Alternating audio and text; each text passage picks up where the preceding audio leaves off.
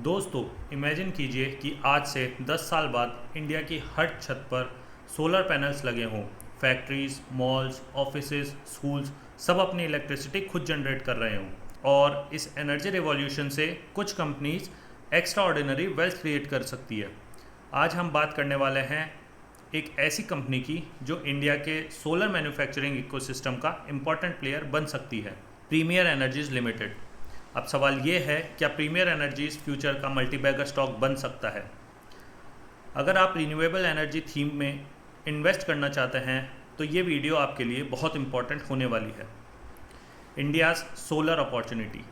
सबसे पहले समझते हैं कि सोलर सेक्टर इतना एक्साइटिंग क्यों है। इंडिया दुनिया के fastest growing renewable energy markets में से एक है। इलेक्ट्रिसिटी डिमांड हर साल बढ़ रही है, कोल पर डिपेंडेंसी कम करनी है, इंपोर्ट बिल रिड्यूस करना है और गवर्नमेंट अग्रेसिवली सोलर एनर्जी को पुश कर रही है। टारगेट ये है कि इंडिया अपनी एनर्जी नीड्स का सिग्निफिकेंट हिस्सा रिन्यूएबल रिसोर्सेज से फुलफिल करे। इसका सिंपल मतलब है, आने वाले सालों में सोलर पैनल्स, सोलर सेल्स और रिलेटेड इक्विपमेंट्स की डिमांड बहुत तेज़ी से बढ़ सकती है और जो कंपनीज इंडिया के अंदर मैन्युफैक्चरिंग कर रही है उसके पास मैसिव ग्रोथ अपॉर्चुनिटी है। एक और पॉइंट है, हिस्टोरिकली इंडिया सोलर इक्विपमेंट्स के लिए इंपोर्ट पर हैवीली डिपेंडेंट रहा है, स्पेशली चाइना पर। लेकिन अब गवर्नमेंट डोमेस्टिक मैन्युफैक्चरिंग को एनकरेज कर रही है। पॉलिसीज़, इंसेंटिव्स और इम्पॉर्टेंट रिलेटेड मेजर्स का ऑब्जेक्टिव है make in India for solar, यानी इंडियन मैन्युफैक्चरिंग को लॉन्ग टर्म स्ट्रक्चरल एडवांटेज मिल सकता है और इस ट्रेंड का डायरेक्ट बेनिफिशियरी हो सकता है Premier Energies. Premier Energy solar value chain में ऑपरेट करती है। कंपनी सोलर सेल्स और सोलर मॉड्यूल्स मैन्युफैक्चर करती है। सिंपल वर्ड्स में, सोलर सेल्स पैनल्स का कोर कंपोनेंट होता है जो रूफटॉप्स और सोलर प्लांट्स में इंस्टॉल किए जाते हैं। अगर इंडिया में सोलर इंस्टॉलेशन इंक्रीज होता है तो नेचुरली इन प्रोडक्ट्स की डिमांड भी बढ़ेगी और इस वजह से प्रीमियर एनर्जीज एक स्ट्रेटेजिकली इंपॉर्टेंट बिजनेस में ऑपरेट करती है। Why investors are interested? Market ऐसे बिजनेस को पसंद करता है जिसके पास तीन चीज़ें हों: large market opportunity, high growth potential, strong policy support. Premier Energies का केस में ये तीनों फैक्टर्स मौजूद हैं। सेक्टर थीम ग्रोथ की तरफ इशारा कर रहा है, गवर्नमेंट सपोर्ट अवेलेबल है, डोमेस्टिक मैन्युफैक्चरिंग थीम स्ट्रॉन्ग है, इसलिए इन्वेस्टर्स का इंटरेस्ट इन स्टॉक में नेचुरली काफ़ी हाई है। But is the stock worth buying?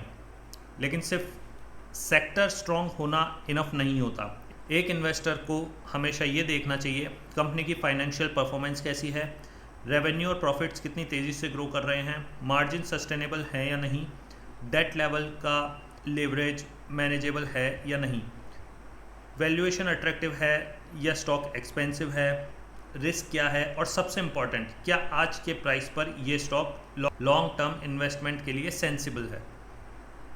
तो इस डिटेल्ड एनालिसिस में हम कवर करेंगे कंपनी का business model, industry opportunity, revenue और profit growth, balance sheet strength, competitive advantages, key risk, valuation और एंड में एक सोच कि क्या हमें इस स्टॉक में इंटरेस्ट लेना चाहिए या नहीं। वीडियो को एंड तक देखिए क्योंकि फाइनल कंक्लूजन में मैं अपनी सोच बताऊंगा कि मैं इस स्टॉक को किस पर्सपेक्टिव से देख सकता हूं।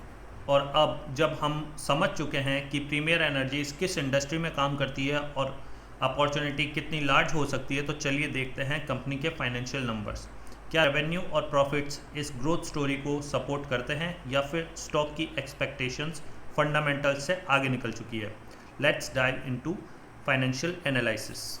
तो अब हम स्क्रीनर के पोर्टल पे आ चुके हैं। मैं स्क्रीनर को ज़्यादातर फाइनेंशियल एनालिसिस के लिए ही यूज़ करता हूँ, मेरे को ये काफ़ी सिंपल लगता है। हम प्रीमियर एनर्जीज़ के कुछ फंडामेंटल्स स्टडी करते हैं। प्रीमियर एनर्जीज़ जो प्रीमियर ENE के नाम से NSE पे लिस्टेड है, इसका मार्केट कैप 45,922 करोड़ है। करंट प्राइस 1012 के आसपास ट्रेड कर रहा है, जो कि अपने ऑल टाइम हाई के काफ़ी करीब है। 1164 रुपये का इसका ऑल टाइम हाई लगा हुआ है।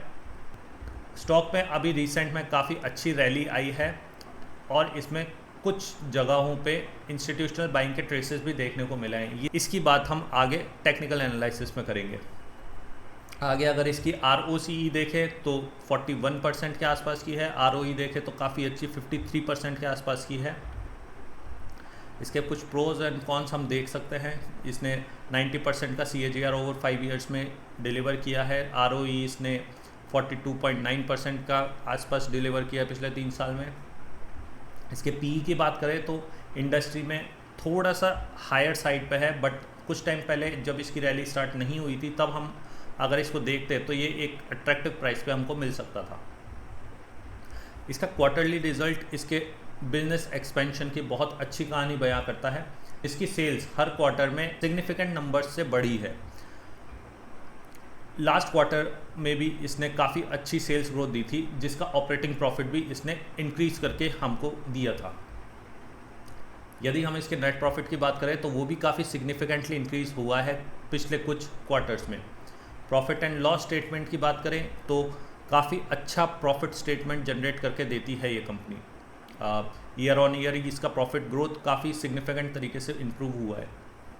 नेट प्रॉफिट इसका लगभग 5 गुना हुआ है पिछले 2 साल में।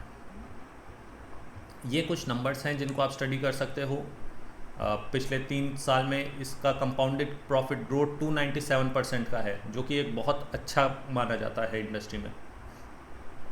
बैलेंस शीट इसकी काफ़ी स्टेबल है। इसकी लायबिलिटीज़ और एसेट्स दोनों काफ़ी अच्छी मात्रा में बढ़े हैं।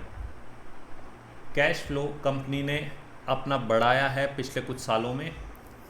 इसके कुछ फंडामेंटल रेशोज़ हैं जिनको आप देख सकते हो अगर आप इनमें स्टडी करते हो तो।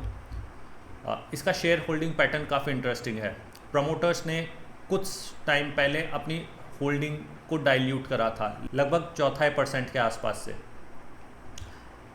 जबकि FIIs और DIIs रेगुलरली अपनी होल्डिंग्स को बढ़ा रहे हैं और पब्लिक अपनी होल्डिंग्स को कम कर रही है। ये एक बहुत इंटरेस्टिंग बात है कि प्रॉफिट होते हुए शेयर्स में पब्लिक अपनी होल्डिंग कम कर रही है और इंस्टीट्यूशंस अपनी होल्डिंग बढ़ा रहे हैं। ये हमारे लिए एक पॉजिटिव साइन की तरह हो सकता है।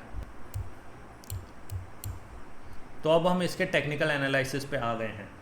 ये प्रीमियर एनर्जीज का डेली टाइम फ्रेम का चार्ट है। इसको हम धीरे धीरे एनालाइज करने की कोशिश करते हैं। तो यहाँ पे आप देख सकते हैं कि एक W का फॉर्मेशन हुआ दिख रहा है हमको। अगर आप देखेंगे तो यहाँ पे एक बहुत क्लियर W पैटर्न या डबल बॉटम पैटर्न बना हुआ है। ये रिसेंट में जो अभी रैली आई है तभी बना है। नेक्स्ट, ये एक कंसोलिडेशन एरिया के अंदर फंसा हुआ था। अगर हम यहाँ पे देखेंगे तो ये इसका एक कंसोलिडेशन एरिया था, जो कि अभी वापस से ये उसी कंसोलिडेशन एरिया में आ गया है। तो यहाँ पे काफ़ी सारे बायर्स होने की प्रोबेबिलिटी है, क्योंकि यहाँ पे कई लोगों ने अपनी पोजीशंस बिल्ड करी होंगी। नीचे हो सकता है उनका स्टॉप लॉस सेट हुआ हो, बट वो वापस इस एरिया में अपनी पोजीशंस बिल्ड करने की कोशिश करेंगे।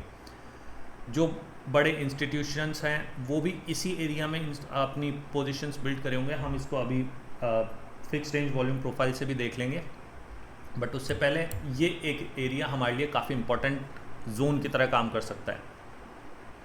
उसके बाद हम अगर इसके लोअर टाइम फ्रेम पे चलें, रिसेंट में जो इसकी रैलीज आई है, उसके बाद इसने एक छोटा सा कंसोलिडेशन दिया है। ये कंसोलिडेशन को अगर हम डिकोड करने की कोशिश करेंगे तो ये यहाँ पे एक एरिया बना हुआ है, जिसके साथ में ये यहाँ पे एक ट्रेंड लाइन बनी हुई है। ये क्लियरली हमको एक असेंडिंग ट्रायंगल पैटर्न दिख रहा है। अगर ये इस असेंडिंग ट्रायंगल पैटर्न को बनाकर ऊपर जाने की कोशिश करता है और इस कंसोलिडेटेड एरिया को तोड़ता है, तो इस रैली का कंटिन्यूएशन हमें इसके आगे भी देखने को मिल सकता है। अब अगर हम बात करें इसकी फिक्स्ड रेंज वॉल्यूम प्रोफाइल की, मैं यहाँ से फिक्स्ड रेंज वॉल्यूम प्रोफाइल लेके अगर इसके पूरे जर्नी पे लगाऊं तो इस लाइन के ऊपर सबसे ज़्यादा हमारे को वॉल्यूम्स देखने को मिली है कि यहीं पे हमारी सबसे ज़्यादा पोजीशंस बिल्ड हो रखी है। ये सारी पोजीशंस किसी ना किसी बड़े प्लेयर की है। कुछ पोजीशंस यहाँ पे भी बिल्ड हुई है। हो सकता है जिन्होंने यहाँ पे पोजीशंस बिल्ड करी हो उनको कुछ और अच्छे प्राइस पे या अट्रैक्टिव प्राइस पे यहाँ पे भी माल मिल गया हो,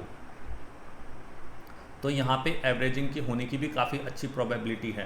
बट हमारे को अभी तक देखने को मिला है कि इस एरिया के आसपास काफ़ी ज़्यादा पोजीशंस बिल्ड हैं। तो अब हम यहाँ से आगे देख सकते हैं। तो दोस्तों, ये था प्रीमियर एनर्जी का डिटेल स्टडी। इस वीडियो में हमने कंपनी के business model, industry opportunity, financial performance और टेक्निकल स्ट्रक्चर को समझने की कोशिश करी है। किसी भी स्टॉक को एनालाइज करते समय केवल प्राइस मूवमेंट को देखना सफिशिएंट नहीं होता। Business quality, growth potential, valuation और एसोसिएटेड रिस्क, सभी फैक्टर्स को साथ में देखना ज़रूरी होता है। प्रीमियर एनर्जी एक ऐसे सेक्टर में ऑपरेट करती है जहां लॉन्ग टर्म स्ट्रक्चरल ग्रोथ की अपॉर्चुनिटी दिखाई देती है। हालांकि हर इन्वेस्टमेंट अपॉर्चुनिटी के साथ वैल्यूएशन रिस्क, एग्जीक्यूशन रिस्क और सेक्टर स्पेसिफिक अनसर्टेनिटीज़ भी प्रेजेंट रहती है। तो इस वीडियो का मोटिव केवल एजुकेशनल एनालिसिस और इन्फॉर्मेशन शेयरिंग है और किसी भी तरह की बाय, सेल या इन्वेस्टमेंट रिकमेंडेशन के रूप में नहीं देखा जाना चाहिए। यदि आप किसी स्टॉक में इन्वेस्ट करने का सोच रहे हैं तो अपने फाइनेंशियल गोल्स, रिस्क प्रोफाइल और इंडिपेंडेंट रिसर्च को ध्यान में रखते हुए ही करें। अगर आपको इस तरह की डिटेल स्टॉक स्टडीज़ पसंद आती है तो चैनल को सब्सक्राइब ज़रूर करें और कमेंट में बताइए कि अगली किस कंपनी के डीप एनालिसिस आप देखना चाहते हैं। तो मिलते हैं अगली डिटेल वीडियो में।